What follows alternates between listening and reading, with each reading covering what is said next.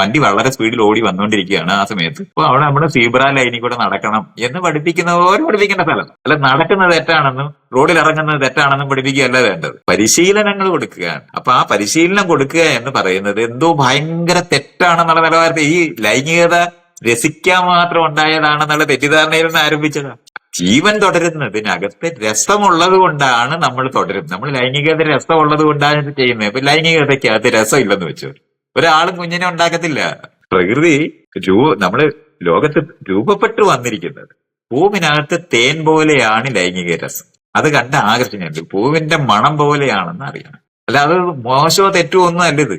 അങ്ങനെ അത് മനസ്സിലാക്കുക. ഇങ്ങനെ മനസ്സിലാക്കിക്കൊണ്ട് നമ്മൾ ഇത് ചെയ്യുമ്പോൾ നിയന്ത്രണത്തോടെ എങ്ങനെ ചെയ്യണം എന്ന് പഠിപ്പിക്കുന്നത് നമ്മളുണ്ടാക്കിയ സമൂഹത്തിനകത്താണ്. ഒരു ഗോത്രത്തിനകത്താണെങ്കിൽ അതിന് ഏത് കുഞ്ഞിനും ലൈംഗികബന്ധത്തിൽ ഏർപ്പെട്ട് ഗർഭം ധരിച്ച് പ്രസവിക്കാനും. കാരണം കുട്ടിയെ വളർത്തുന്നെന്ന് പറയുന്നത് ആ ഒരു കുഞ്ഞു മാത്രം ചെയ്യുന്ന ഒരു പ്രവൃത്തിയല്ല. 10-12 വയസ്സാകുമ്പോൾ ഒരു കുഞ്ഞ് പ്രസവിച്ചാൽ അവിടെ ഉള്ളവരെല്ലാവരും കൂടെ കുഞ്ഞിനെ നോക്കുക എന്നുള്ളത് മാത്രമേ ഉള്ളൂ. അത്രയേ ഉണ്ടായിരുന്ന ജീവിതത്തിനകത്ത്. അല്ലാതെ നമ്മൾ LKG UKG വിടുക, എഞ്ചിനീയറിംഗ് കോളേജിൽ പഠിപ്പിക്കുക, അത് കഴിഞ്ഞിട്ട് ജോലിക്ക് പോവുക എന്ന് പറയുന്ന യുക്തിയൊന്നും ഇല്ലെന്ന്. അങ്ങനെ അത് മനസ്സിലാക്കട്ടെ.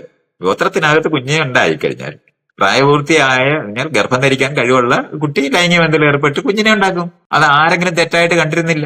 ഇത് കഴിഞ്ഞിട്ട് നമ്മൾ ഈ കൃഷിയൊക്കെ ആരംഭിച്ച് അതുപോലെ വ്യവസായ സമൂഹങ്ങളൊക്കെ ഉണ്ടാക്കിയപ്പോഴാണ് ലൈംഗികമായ നിയന്ത്രണങ്ങളൊക്കെ ലോകത്തുണ്ടാക്കിയത്. ഇപ്പൊ നീ കുഞ്ഞിനെ പ്രസവിച്ചാൽ നീ പഠിക്കത്തില്ല, ഇപ്പൊ നീ കുഞ്ഞിനെ ഉണ്ടാക്കിയാൽ ജോലിക്ക് പോകാൻ പറ്റത്തില്ല എന്ന് കണ്ടെത്തിയത് കൊണ്ടാണ് നമ്മളത് പറയുന്നത്.